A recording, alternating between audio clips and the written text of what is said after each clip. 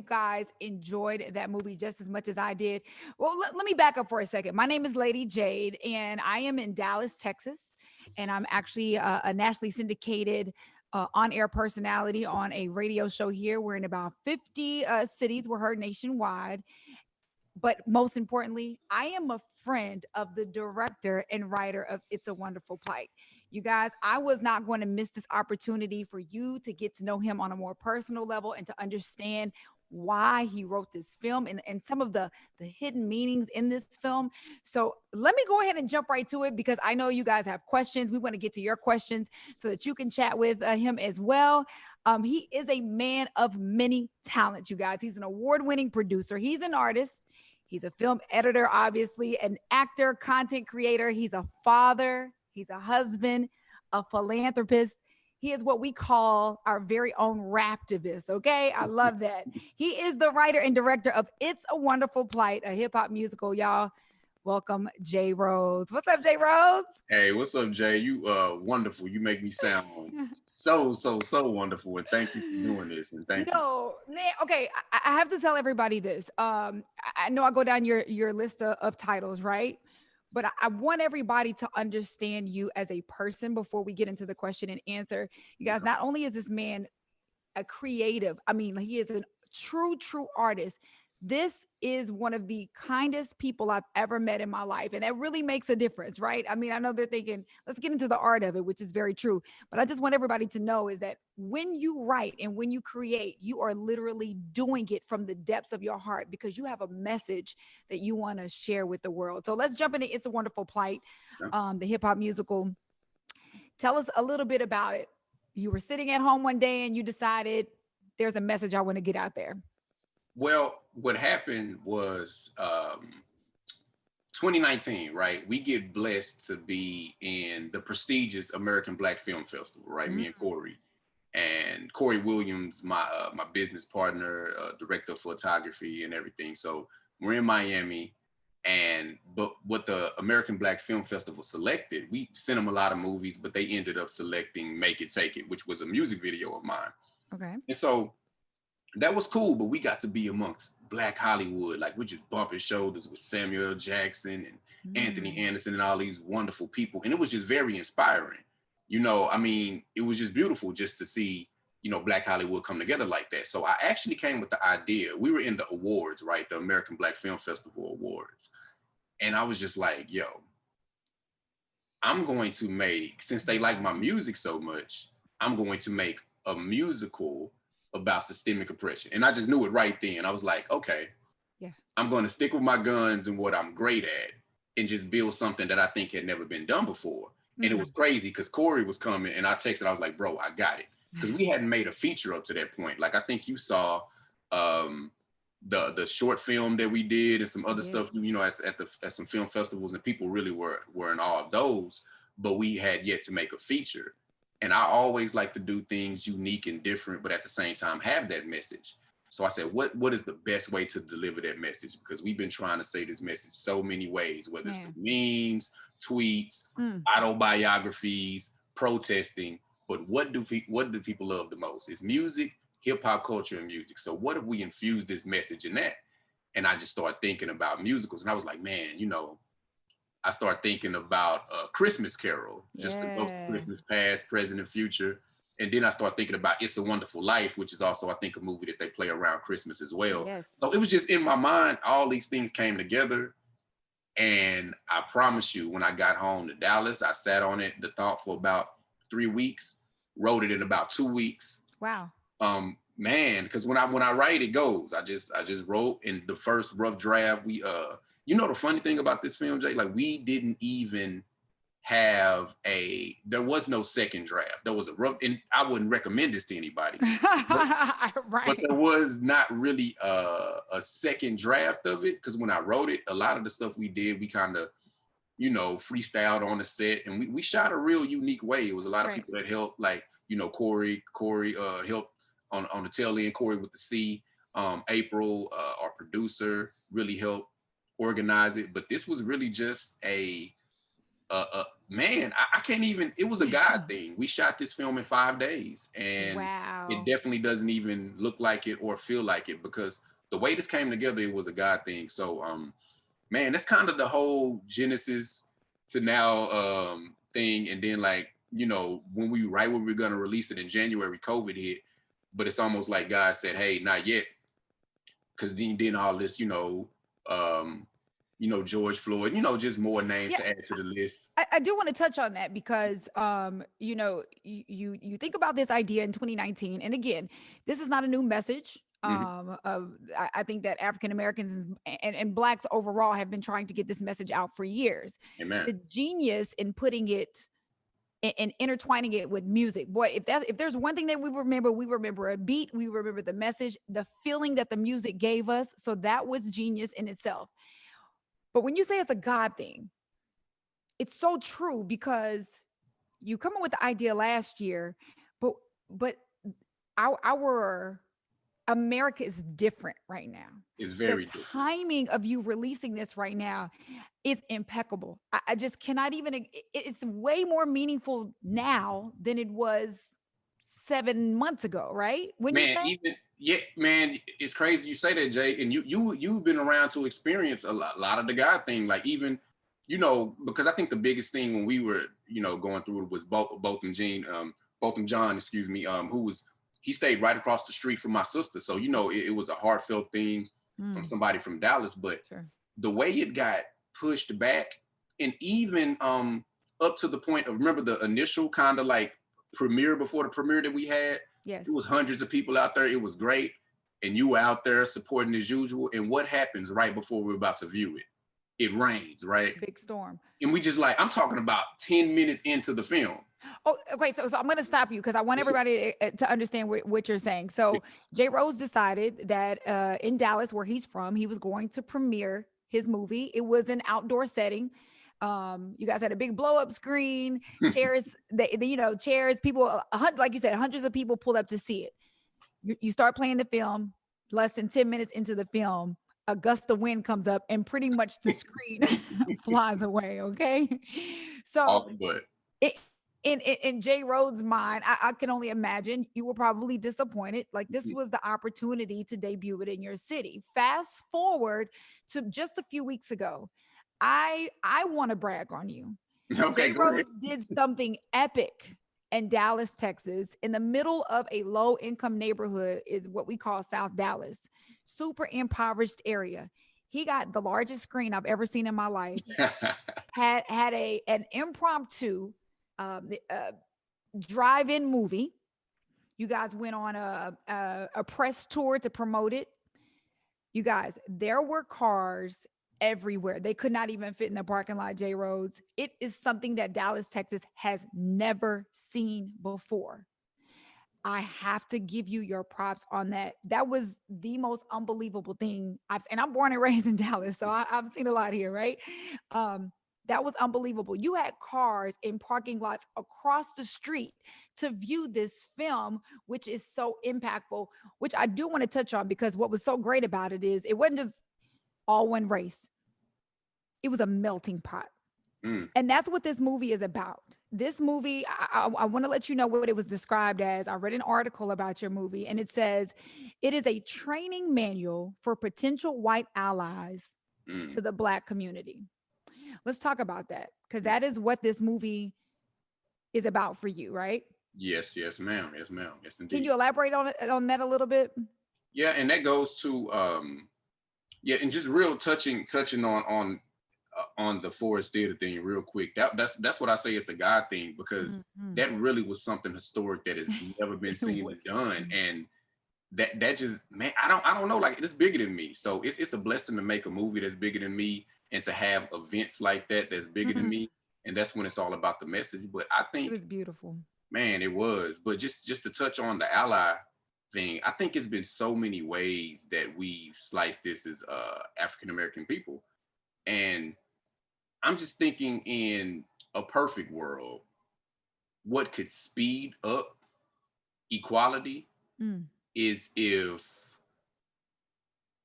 people that are privileged, and that come from a place of privilege, white privilege, Mhm. because it is a theme, if they got as upset as we were, Mm. and what can make them actually see, because the movie was really, it's not directed at the Proud Boys. Is the movie's Mhm. not directed at people that are, grand wizards or whatever in the KKK, or people that pretty much have dedicated themselves. A lot of times it can be people that are good-hearted, that do nothing, that really are part of the problem.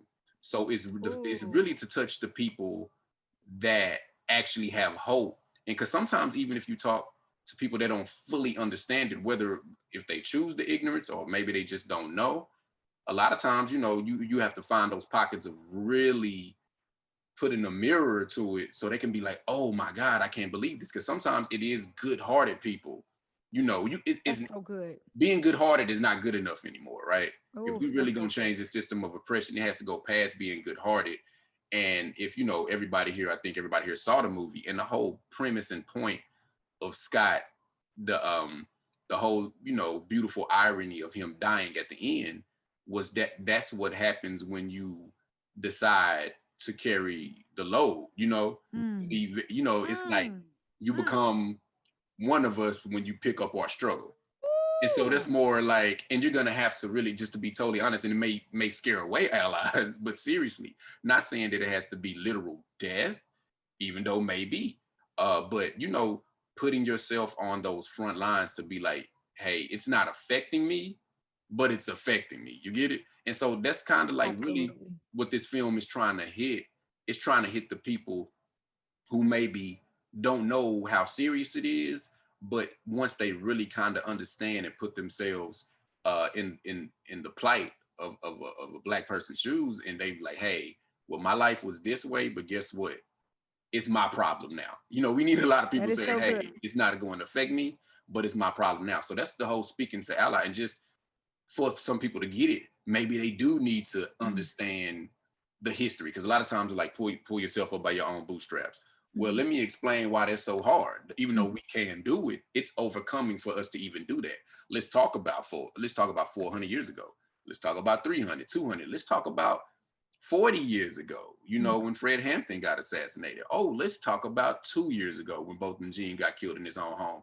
And once you get this schooling and you pass ally training, then you're a great asset. But once you become that great asset, you become a Mm. target, just like we are. Ooh, every day. Ooh, that was so good. That literally, look, and I've seen the movie. That literally, your description gave me goosebumps. J Rose. Hey, okay. That's a Yeah, you're right. You're definitely right. It could scare people away, or it could give them an empathy and a need and a want to step up to say, if this is a fight that African Americans and blacks overall deal with on a daily basis, where every mhm, time they leave their home every single day they worry if they're going to make it home to their families, then if they have to deal with it, I'm going to stand with them and be willing to put myself on that front line too. That is yes, heavy. that yes, is that is heavy. That yeah. is heavy. Real quick, I want to touch on some of the music, and again, if you have any questions, please feel free to put your question in the chat. We're going to get to it. I know we're limited on time. Let's talk about the music. Was the music written by you? Yes, all of it, all Okay. of it, all of it was written by me. And so musically, do you produce it, the beats and everything? This is something that you just came up with? I mean, because this is what you do. You're an Yeah, artist yeah. first, right? Yes, yes, yes. Man, I say, and I always say this, it's my go-to, but production is like the root of my career tree, but artistry, filmmaking, and all that stuff come from the branches. So at my core, and I think that's why I got a cool brand of filmmaking. At my core, I'm a music producer. So everything else comes from that. But yeah, it's just thoughts and ideas. Like sometimes I'll wake up. I remember even with Make It Take It, that's the first one I made. Hmm. It was a Sunday. I remember, man, I just had a beat in my head and I was just in the bed. And I was like, man, I gotta get up. I gotta get up. And then, so I was just like, I got up and I Yeah, just had yeah. it in my head and I kind of made it and I was just like, make it take. So it's just like sometimes it comes, most of these songs, honestly, came from just a feeling that I needed to make. And Okay. then I made the beat first and then I wrote it right there. And typically the songs were created in an hour. The funniest one, the only beat that I didn't make was the story of Botham Uh-huh. John, excuse me. I was at my friend's house and he's a producer as well. I Okay. literally wrote that on set because I was like, man, we gotta. At first, we weren't gonna do a song for both, and we were just gonna do a scene. But I was like, nah, we gotta kind of write something. And I couldn't. I don't know if you could tell, but the more you see it, I kind of mimicked it off of the Fresh Prince of Bel Air. Yeah. Like, and if you watch it again, because I was like, you know how I wanted to do a twist on that because like with Will Smith, well, this is a story about it's a Yep. real happy type of thing. But I was like, Yes. man, what if I did like a twisted like Fresh Prince of Bel Air? Just think about a man in his comforts of his own home eating ice cream, thinking that everything is okay, and then it's not okay, and then Mm. he gets vilified. So yeah, I wrote that one on the spot. But man, it's cool to really be able to create music and just build a movie around it because that's pretty much what It's a Wonderful Plight is. It's Yeah. like the movie was built around the music, and I think that's why it's Mm. so unique and so impactful. It definitely is. And it's funny that you bring that up. We actually have a question in the chat that says, people are shocked that this is your first feature Yeah. because it's so well done, so well written. Um, Someone asked, how long have you been making music in shorts? And were all your actors from Dallas? Um, all the actors were from Texas. About I'm gonna say about 60% from Dallas, a few from Houston, a few from Austin. All of the actors, to my knowledge, I think they were from Texas. How long have I been making music? I've been doing for at least, let me just say professionally, 12 years at least. Right. Because Um, you've won some awards through your yeah, music, right? yeah. I've been blessed to win a lot of awards with music, plaques. You know what I'm saying? Praise God. So, and I'm always a music producer, so a lot more is coming. Listen, you're being so humble right now. Go ahead. We need you to name drop for us. Who are some of the artists that you've Uh, worked with? okay, Rick Ross, Talib Kweli, Styles P, Lecrae, man, Royce the 5'9", Waka Flocka, and many more, and many more.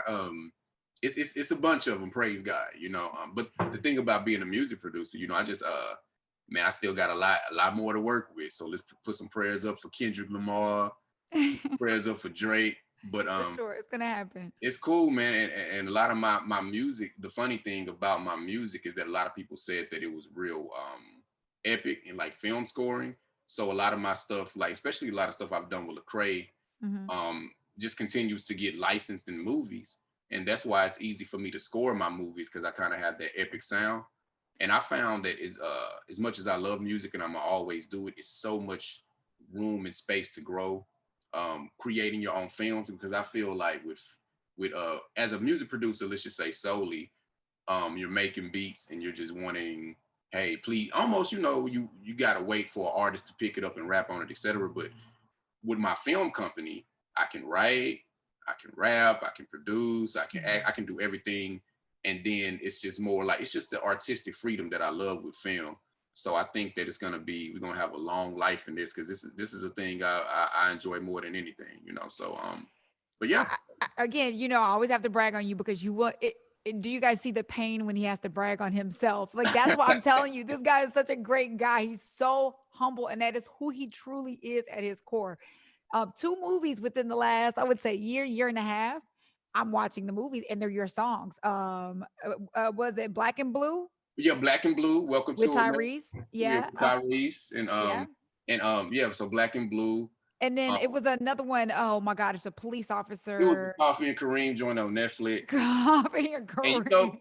what was dope though? Was dope is that uh Free Ray Sean on Quibi had it's that the digital app, but they won about 3 Emmys, and our song is in the trailer, and it's been playing in a Republican, even though it's been playing in the Republican National Convention, Democratic National Convention Yeah. on TV or whatever. But that one, so it's it's 3 this year, praise God, because Mhm.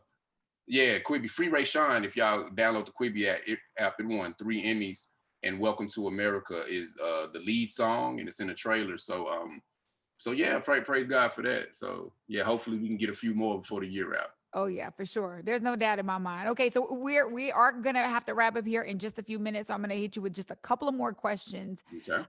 We as we watch this film address some very and explored some very serious issues: racism, gentrification, obviously pains that the Black community face on a daily basis. For those that were watching the movie, and again, when they watch it again, every time I watch it, I see something different, right? I pick up on another message that I didn't pick up on the first time. Hmm. What message do you want the world to walk away with from It's a Wonderful Plight? Hmm. Man, you know, I will say that's a great question. And if I had to pick one, it's kind of what we touched on earlier. Like, you have to be comfortable being uncomfortable if we're really going to change something quickly, right? Sure. And that's just what it is. Like, it's kind of, you got to put yourself in Scott's position. Like, and like after he went through all this stuff and understood it, you just got to really say, hey, I could be over here and it could be cool. And just because something doesn't affect you doesn't mean it's your problem. This is all of our problem right now. Just Mm, look at, because look how the country deteriorates. Just, I don't care what anybody says. I don't care what side of the fence you're on. When you let certain things go on for so long, it's going to eventually affect you. sure. You know, I mean, Sure. so just know that it is your problem. Put it like that. It is your problem. It's all of our problem, because sooner or later it's going to come knocking on your doorstep. Mm, So gentrification is your problem. mm, You know, with everything we talked about, and make it take it is your problem. Botham being killed in his own home is your problem, because at what point, you know, if it happened to him, it's going to deteriorate to a point to where it happens to you too. So absolutely. just know that I think everybody that's watching it, specifically the people that I'm directing, you know, allyship towards, the people that actually will qualify, Hmm. it's our problem. Right. So we all have to, you know, do what we can to fix it, you know. So that let's just say, to sum it all up, this is everybody's problem.